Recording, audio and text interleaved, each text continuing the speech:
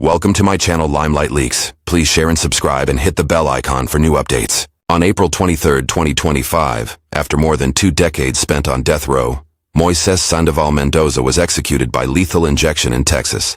His crimes were heinous, and the brutality of his actions left scars on all those involved: family, friends, and the community.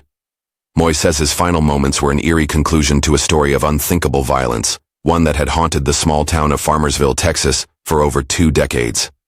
In this video, we will explore the chilling details of what happened that fateful day, delve into his last meal, or lack thereof, and examine his final words. The timeline of events begins on March 18, 2004. What started as an ordinary morning in Farmersville soon turned into a nightmare. Rel Tollison, a young mother, was reported missing. When a concerned neighbor stopped by her home to check on her, they were greeted by a disturbing sight. The back door was wide open, the house was in disarray, and Rela's infant daughter, just 5 months old, was found lying alone on an overturned bed. But Rel was nowhere to be found. The scene suggested a violent struggle, furniture displaced, a sense of panic in the air, but nothing could explain her disappearance. It was as though the house had been ransacked, but the burglar had taken nothing of value.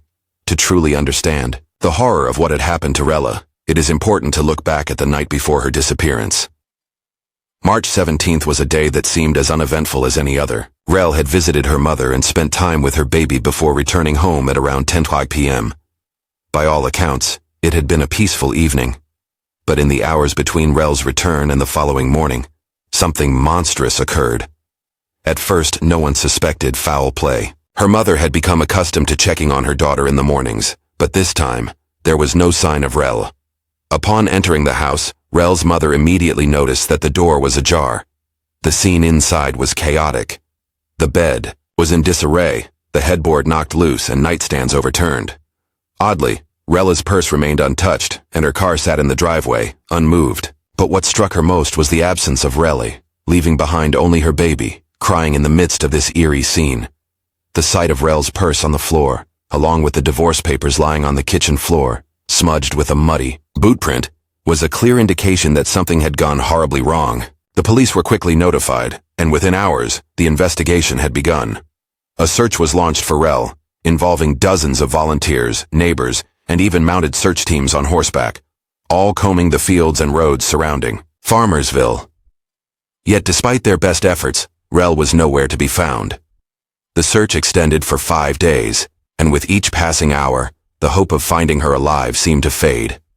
Then, on the 6th day, a hiker discovered something chilling. In the woods, about 10 miles outside of Farmersville, he noticed something out of place, a burned patch of dirt. As he approached, he saw the charred remains of a body. It was Rel.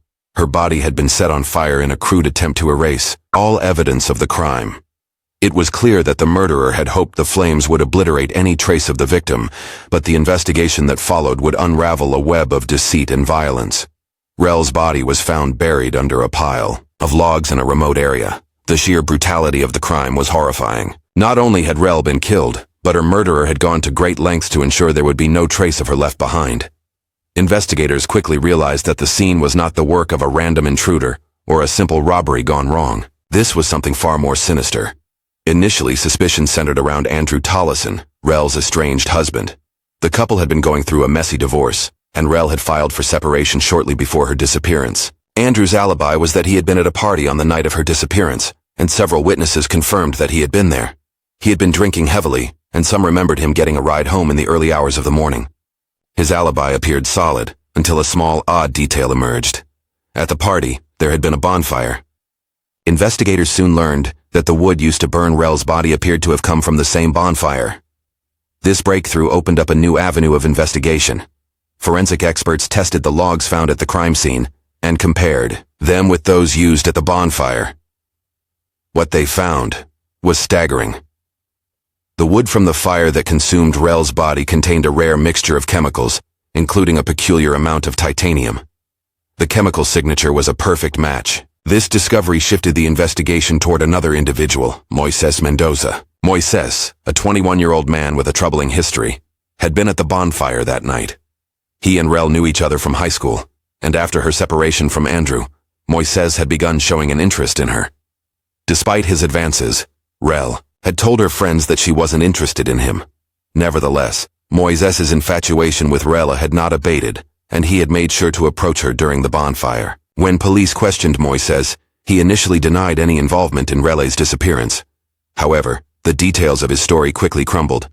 Moises admitted to picking Rella up that night, claiming she had left with him willingly. Yet, he told an inconsistent and increasingly bizarre story about what had happened afterward. He later admitted that he had choked her until she passed out, then took her to a secluded field behind his house, where he assaulted her. He strangled her again, and this time she didn't wake up. He then stabbed her in the throat to ensure she was dead. In a panic, Moises realized he needed to hide the body before investigators found it.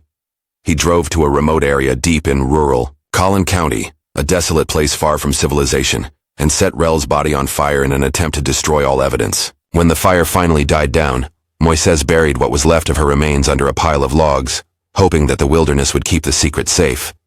But it didn't. The body was found, and the case against Moises quickly gained momentum.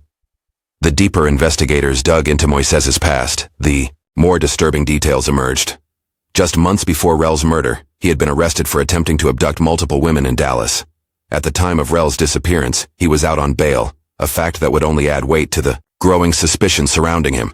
A search of his home revealed even more damning evidence.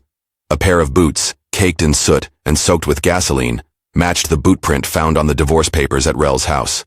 Additionally, investigators found a pair of jeans buried under ash and grime, and tiny flecks of blood were discovered on them. The blood was later confirmed to be Rel's. The physical evidence, combined with Moises's cold and detached confession, painted a clear picture of his guilt. When confronted with the evidence, Moises remained eerily calm. He showed no remorse, no apology, and no emotion. His indifference to the gravity of his actions was chilling. The case went to trial, and there was little debate about his guilt. Moises had confessed to the crime, and the only question that remained was whether he would be sentenced to death. On July 1, 2005, Moises Mendoza was convicted of capital murder and sentenced to death. The trial was not a battle over his innocence, but a fight over his fate. His defense team argued that he should be spared due to possible mental illness and trauma from his past, but the jury disagreed. Moises's actions were deemed too brutal, and the jury found that he posed a future danger to society. His appeals were filed, but one after another, they were denied. No amount of legal wrangling could reverse the outcome of the trial. For over 20 years, Moises Mendoza sat on death row, his fate sealed by his own horrific actions. And on April 23, 2025, after 2 decades of appeals, his execution was finally scheduled. In a change to Texas law that had been in place since 2011, Moises was not allowed to choose his last meal. Texas inmates are now given the same meal as everyone else, after 2 previous inmates ordered lavish feasts and refused to eat them. Moises's final meal was a standard prison meal, but his last moments would be anything but ordinary. As the execution began, Moises was strapped to the gurney. His spiritual advisor offered a brief prayer, and Moises turned to face the window, where Rel's family sat watching. One by one he addressed them, speaking directly to Rel's parents, her brothers, her cousin, and her uncle. "I am sorry for having robbed you of Rel's life," he said. His voice was soft but sincere. "I know nothing I could ever say or do would ever make up for it. I want you to know that I am sincere." His words were not just for Rel's family, but also for her daughter, though the young child was not present. Then, turning toward another window, he addressed his own family, speaking in Spanish to his wife, sister, and 2 friends. "I love you. I am with you. I am well and at peace," he said. "You know that I'm well, and everything is love." It was a strange moment of calm before the storm, a final attempt to offer some semblance of peace. At 6:21 p.m., the lethal injection began. Moises let out 2 loud gasps before falling into a rhythm of deep, rhythmic snores. His body eventually went still, and at 6:40 p.m., Moises Mendoza was pronounced dead. At 41 years old, his life had come to a close, and his execution marked the end of a long and painful chapter in the lives of Rel Tolleson's family. The emotional weight of Rel's death, the brutality of Moises's actions, and the finality of his execution all serve as stark reminders of the consequences of violence and the toll it takes on the lives of those left behind. The story of Moises Mendoza's crime, his trial, and his execution is a tragic one, a life lost, a family forever altered, and a society forced to grapple with the dark side of justice.